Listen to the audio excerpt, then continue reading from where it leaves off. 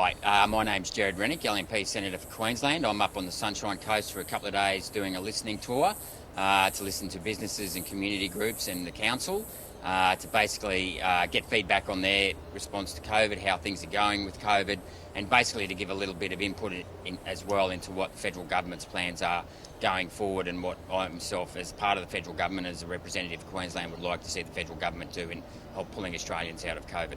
Look, we're particularly interested also in the red tape and in the taxation issues, and Senator Rennick is across both of those areas, and we're very keen to talk to him about them. Like all business owners, they need to survive, they want to operate, they want to improve, they want to be more efficient, and they want to make sure they're given a fair go. And one of the reasons why I ran for Parliament was to make sure that Australian businesses are given a fair go.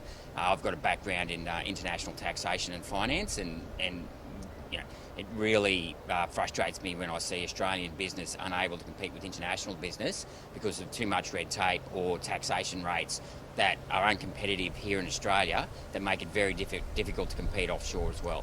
I push a heap of reforms: taxation reform, monetary reform, federation reform, IR reform. So those things, if we can make businesses more efficient, more productive, more profitable and more competitive in international markets, we should be able to be more resilient. Border closures, we want to emphasise, we stand in the camp that it's time for borders to be open. People who are keeping the borders closed are in jobs. They've got jobs, whereas we're hearing a lot of our businesses who will have some of their businesses, builders for instance, in another state, are not able to get across the border and attend to their business. So all sorts of things relating to border control. I suspect one of those businesses, some of those business groups that are doing it hard, for example, is tourism and higher education, which is why I'm out here. So we will need to tailor a response to those particular sectors to make sure that they can stay operating in an efficient and profitable manner. We need all of our markets to be able to be accessed. We need to be treating now this period of coming out of COVID as the economic and social-ish crisis that it is. So in addressing the health crisis, which obviously needed to be brought under control first, there has been this economic crisis, and that really impacts small business, larger businesses as well.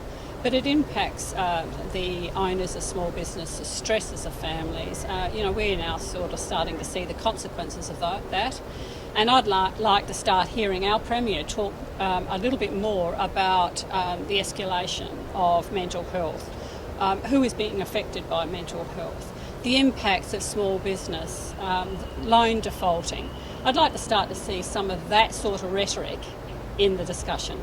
So what I think we need to do, and we are going there with the budget, is that we need a clearly defined exit plan.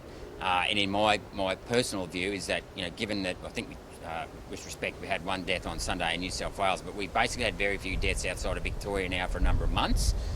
So we really do need to start opening up because, as the words of our national anthem says, it's wealth for toil. And the best way out of COVID is through being active, through hard work, reward for effort. So that's what we need to do.